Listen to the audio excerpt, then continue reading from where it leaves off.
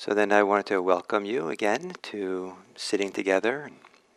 I was mentioning that I feel very fortunate to have the opportunity to meditate together with so many people, that I would not have matured as far as I did in this Buddhist practice if it hadn't been for the opportunity to be meditating with people, practice with people, and really feel the support and the inspiration and the example of other people. And that's still the case for me. And here, sitting these mornings is a wonderful thing. Thank you. In the ancient times, a disciple of the Buddha was called Sabaka, Shravaka in Sanskrit. And this comes from the Indian word to hear. And so another way of talking about a disciple of the Buddha is someone who's a listener, to listen. And this idea that listening is used to describe a practitioner, I take to be very significant. That an important part of this Buddhist path is in fact to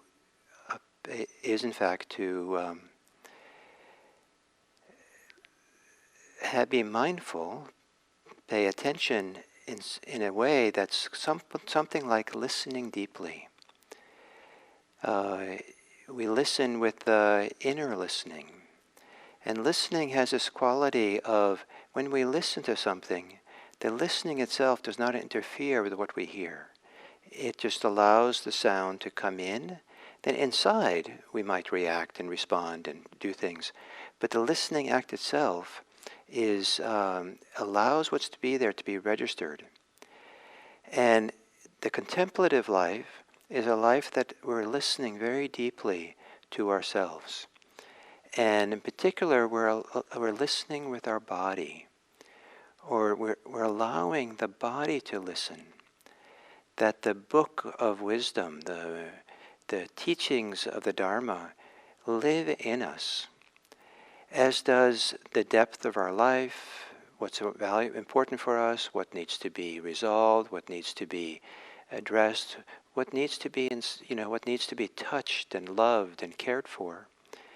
And the wellsprings of deep understanding and freedom are found in this body. And this idea that we're here to listen, everyone should have the opportunity to be listened to carefully. And we offer that to ourselves when we practice, to be quiet enough, just enough, to step away just enough from our opinions, our stories, our ideas of what's going to happen, our predictions, our stories of the past, ideas, memories, just enough so that what comes to the forefront is our ability to be in a certain kind of rich, maybe hopefully wise, caring way, that we listen. We feel, we sense, we see, we smell, we taste, the depth of our life, the fullness of our life. And as the body listens, the body offers awareness. The body can hold all things. The body can kind of begin to teach us so much about our life and what's needed and how to be with this complicated life that we have. So for this morning, we will be listeners in a metaphoric way. So to take a meditation posture,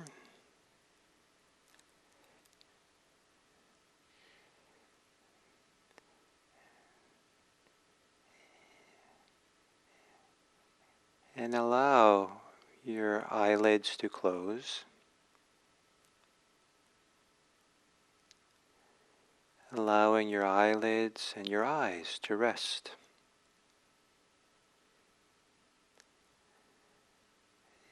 And that there's no need to be looking with your eyes as we meditate, straining or... In the beginning of meditation, the eyes still have the residual habit of looking sometimes and twitching and energy of that, and that's okay. Just let it be in the background. And here we sit in our body. And part of meditation practice is to care for this body.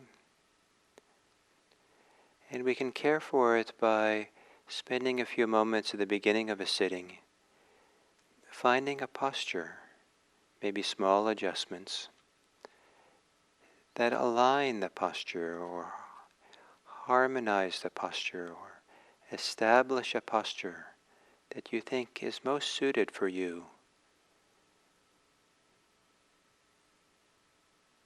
To be aware, to be relaxed, to listen deeply to what's within.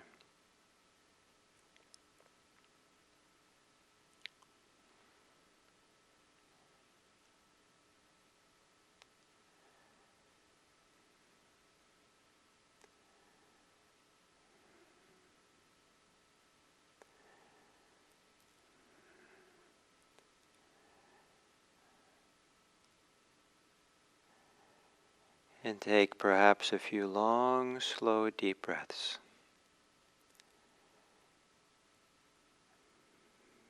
As you exhale, to let go of the thoughts and concerns you have. Or if you don't let go of them, let them soften or loosen up. Let them move a little bit further into the periphery and in the center of experience, settling into your body.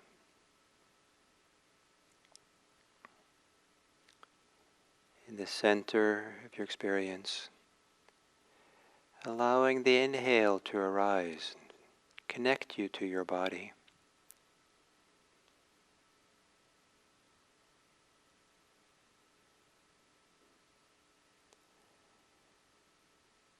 And then letting the breathing return to normal. Just a normal, easy breath. And to listen well with the whole body, it helps to move around the body to see where you can relax. Softening the muscles of the face.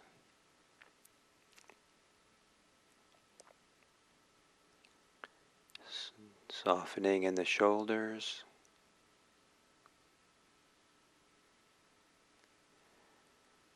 In the chest.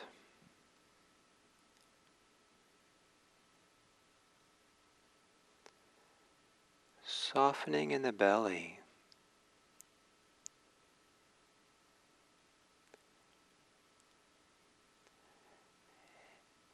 And sometimes this relaxing of the body can also be for the whole body.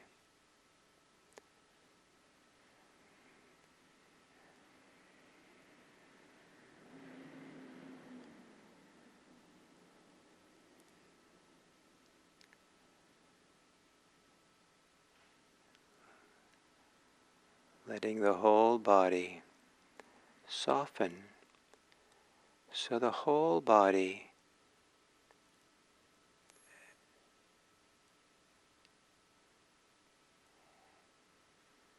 allows you to be broader, be wider than any particular issue or concern you have.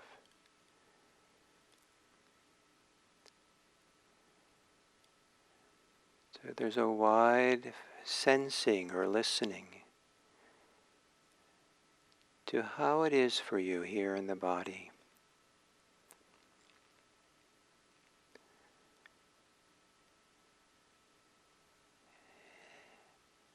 And this relaxing of the body can include relaxing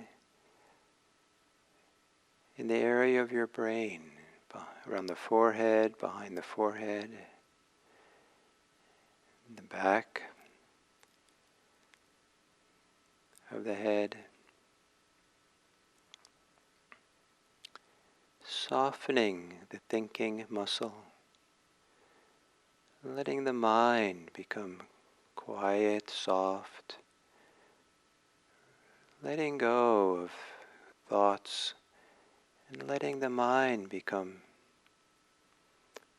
broad, wide, spacious.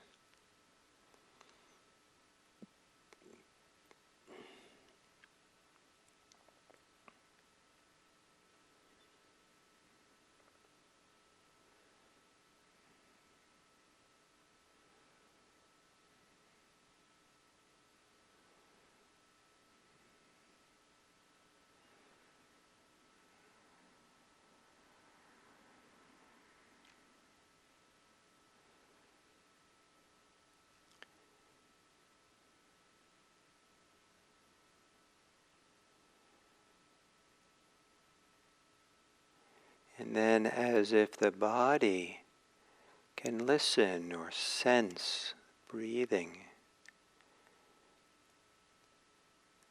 let the whole body listen or feel the experience of breathing within the body.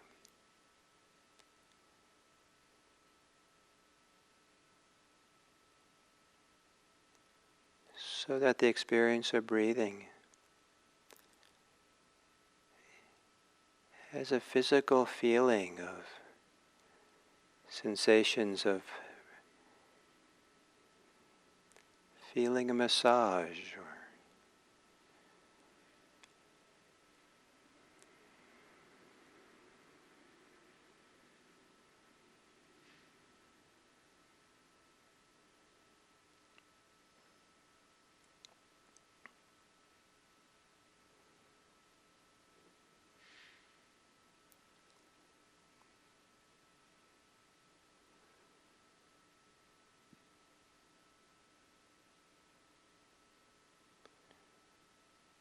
and if you do have a lot of concerns and thoughts, perhaps there's a way of listening deeply from the body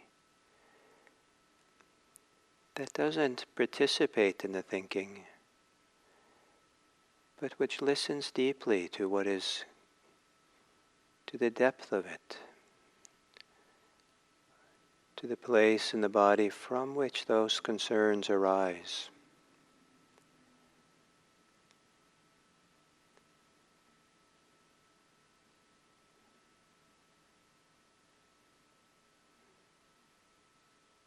The silent listening, the silent sensing and feeling that the body is capable of.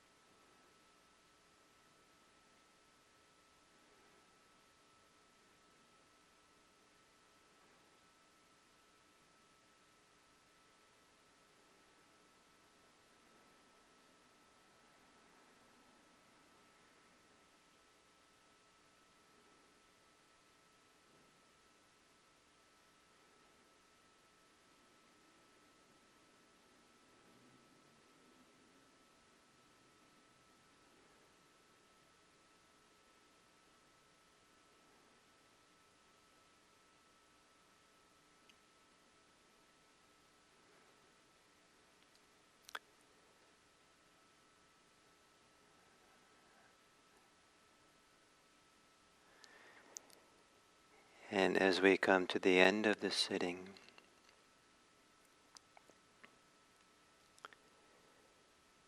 to take a few moments to listen, feel,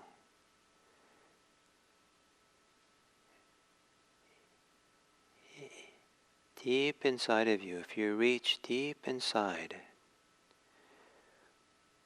what can you touch in there? What can you hear or feel that is most important for you?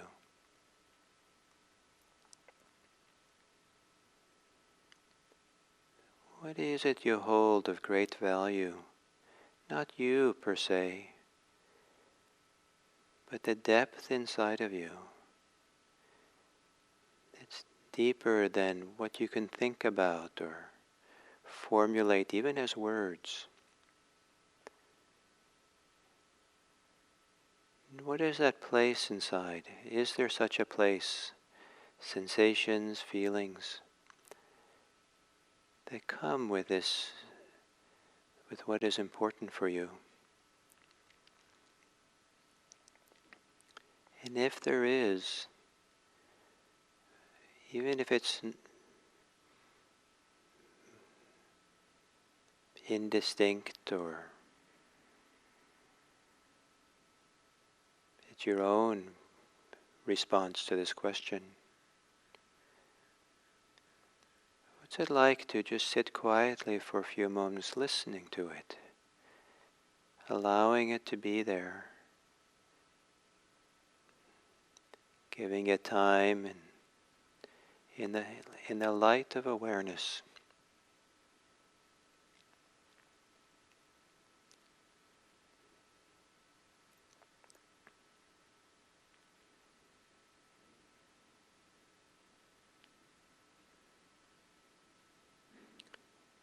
And might there be some way that what is most important for you, what you value maybe the most, that it can inspire in you and inform in you a care, a caring, kindness, compassion for yourself and for those that around you that you know and those many people you don't know.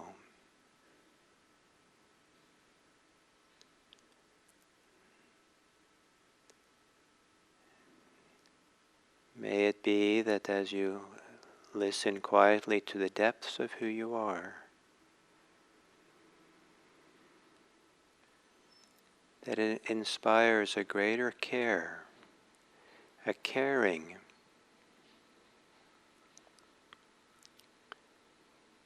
for this world. And may it be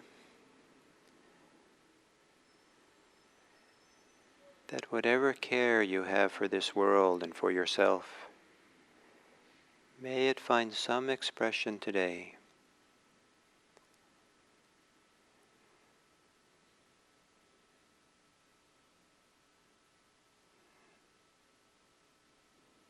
May it be that even in some small way,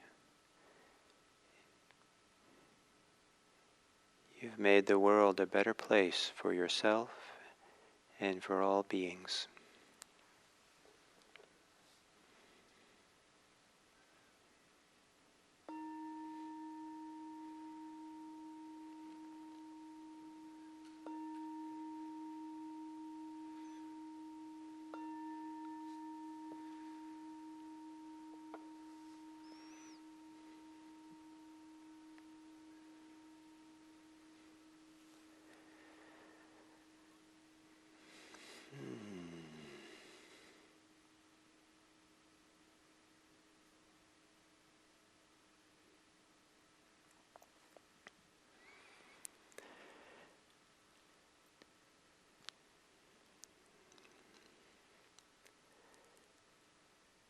So for this week, starting today, I'm going to be talking about the fifth faculty of the five faculties, the faculty of wisdom. And wisdom, the Buddhist word in Pali for wisdom is Pañña, and it can be translated different ways. Sometimes it's translated as discernment. Sometimes I've translated it or rendered it as insight. And the advantage of these words, like discernment and insight, is that I think it suggests more the idea that it's an understanding, seeing, that happens in the situations we're in. Wisdom can imply that we've learned some wisdom, some knowledge, some understanding of how things work, and we bring that along with us in our life and apply it, or are ready to use it, or see it something that way, with kind of pre-existing learning. That's also very valuable and important. But we also have the capacity to see, to have a certain presence, attention in the present moment, and to have a wisdom faculty operating where we discern, we see deeply into experience. So the truth of it, the truth of it gets revealed and understood in the moment as it is. It's obvious. Oh, that's how it works. That's how it is. And so the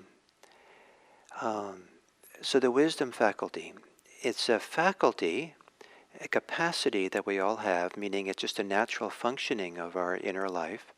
We all have this faculty. The word wisdom also can seem somewhat lofty, and for some of us sometimes like, beyond reach, because it's, only the great wise people have wisdom.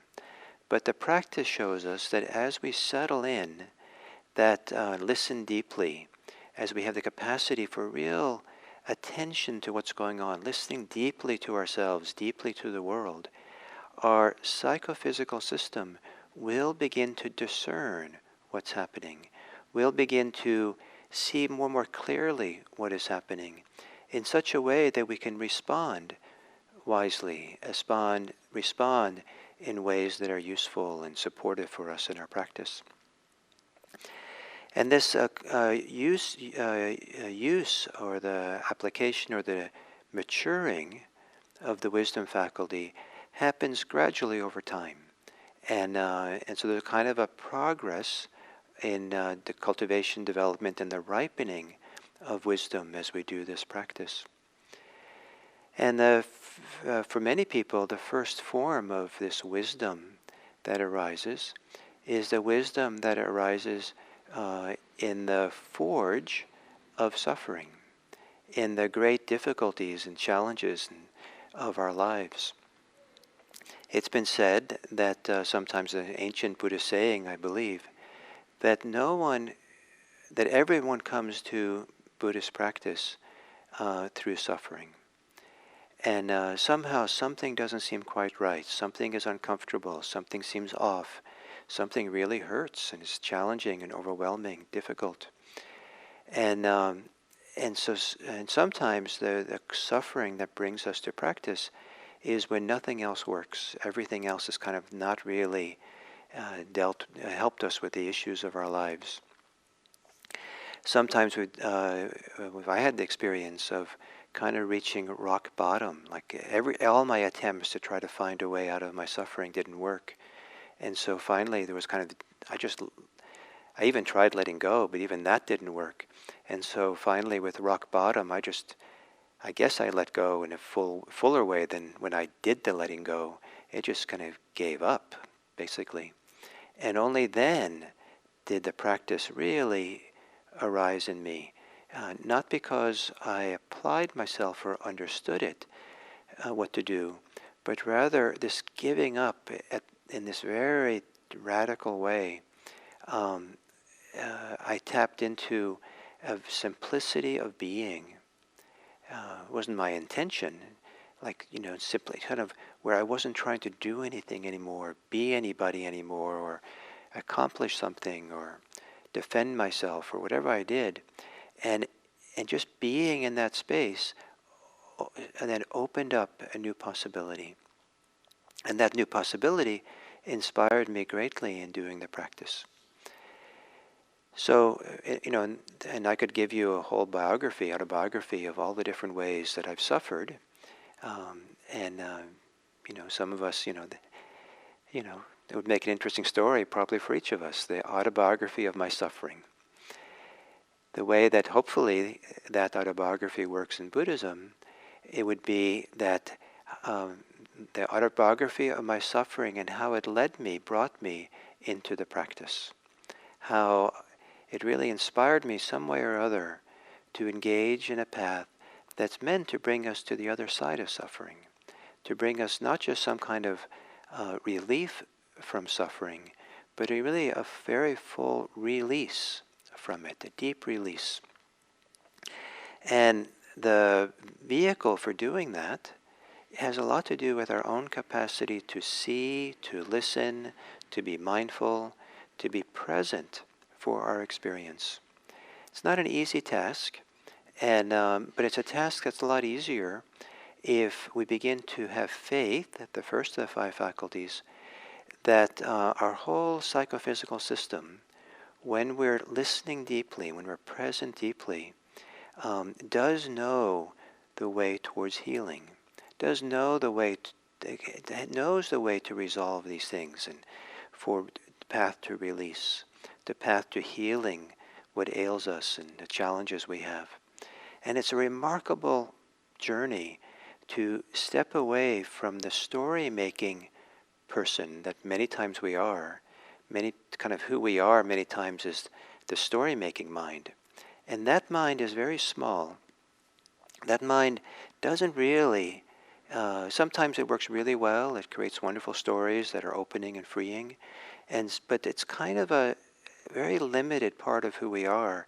And it's really too limited sometimes to really help us work through some of the great difficulties we have in life. Certainly stories and ideas and memories are important, but to appreciate those, but then go beyond it. Quiet the mind enough that we can open up and really feel and be present and sense what's here.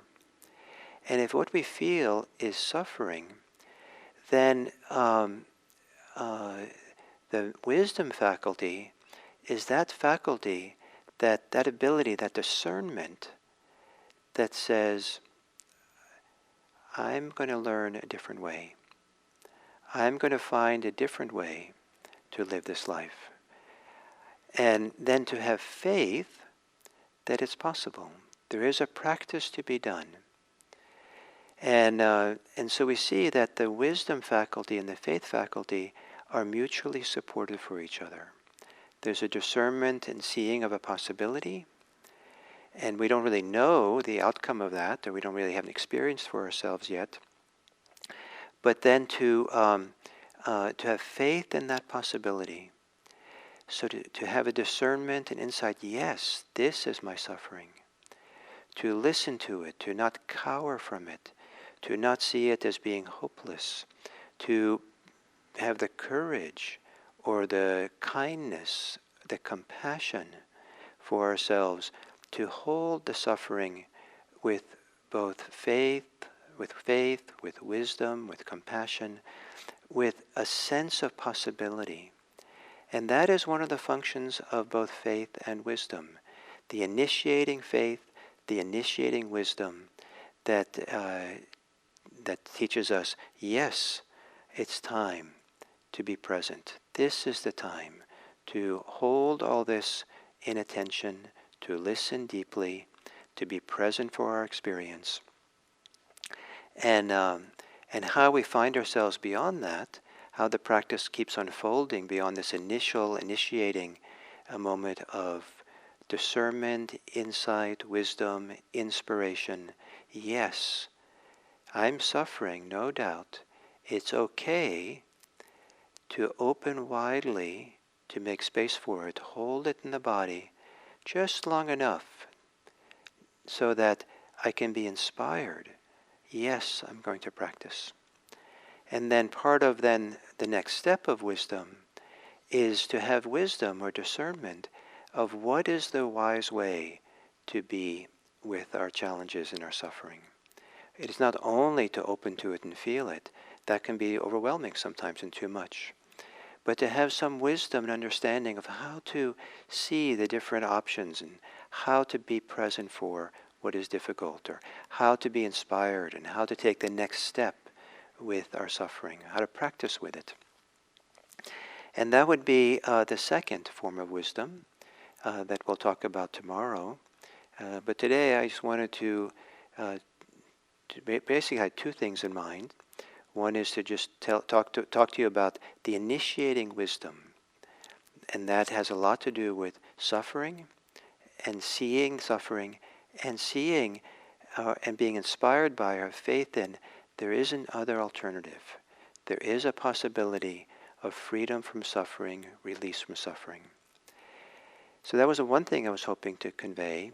The other was that to be inspired, to have faith in that possibility, so that we have a kind of a ballast, we have a kind of strength, a kind of settledness or rootedness, that this is a good thing to do and we can do it. And that's why the wisdom factor, I think, follows the first four factors.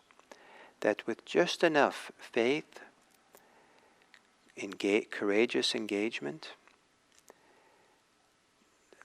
mindful listening, and unification, or gathering together, or bringing all of ourselves to the table of practice, then we'll find our way with our suffering. So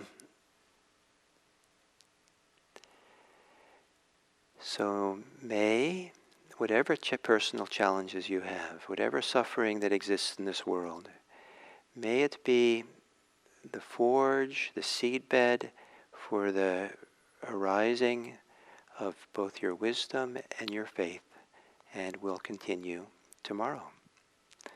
Thank you very, very much.